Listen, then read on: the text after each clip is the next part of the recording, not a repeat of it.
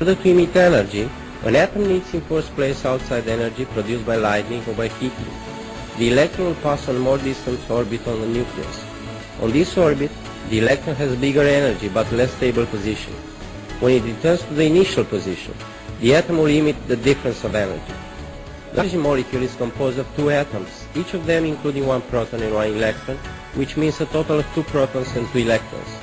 The ionization of the whole molecule could be produced by the same method. In first place, these two atoms will be separated from each other. After this, they will be ionized. If the ionization will be complete, we shall find the loose elementary particles, which means plasma.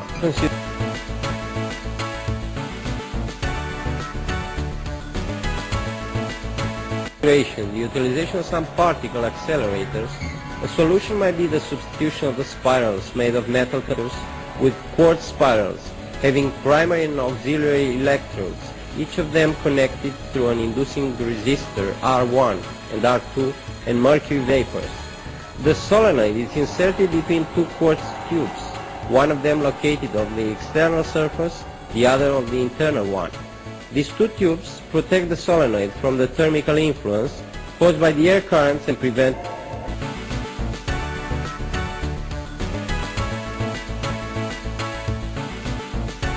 the electronical cover is being removed by the Compton effect, and the photons operate directly over the atomic nucleus. The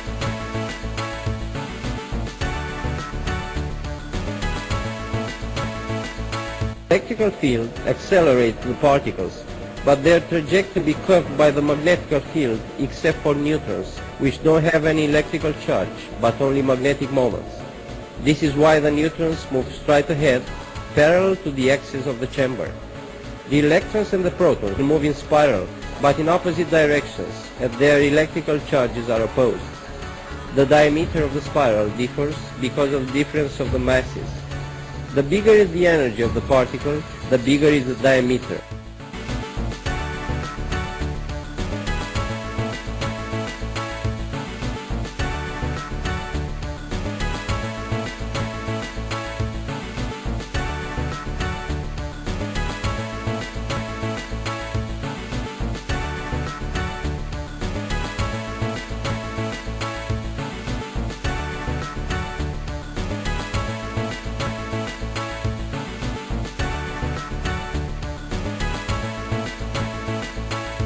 The absorption of one atom of nitrogen and one oxygen, predominant particles in the terrestrial atmosphere, takes place in the accelerating chamber.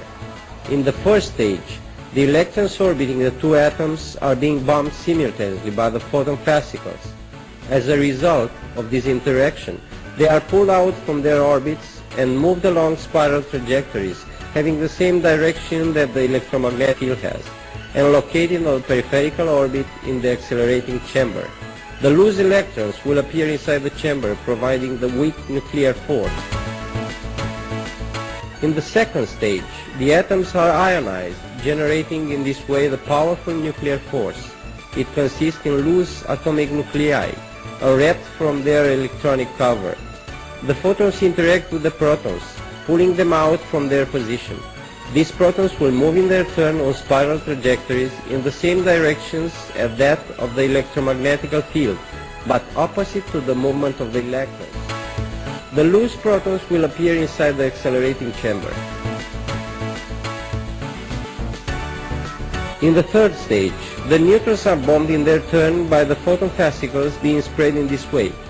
They will move in the directions of the electromagnetic field. The existence of these loose neutrons marks the end of the process meant to create plasma, which is being characterized as a mixture of loose charges. Following the above-mentioned processes, the phosphor is formed, an atomic structure composed of 15 electrons, 15 protons, and 15 neutrons. 35 megaelectronvolts is produced at the same time. Along with, we could obtain the union of a weak and strong nuclear force with electromagnetic force. With the assistance of nuclear fusion, we could obtain any type of particle with the desired physical and chemical characteristics. Suppose that we even succeed to achieve a reaction fusion of two atoms of the same type, for example carbon plus carbon, from which would result magnesium.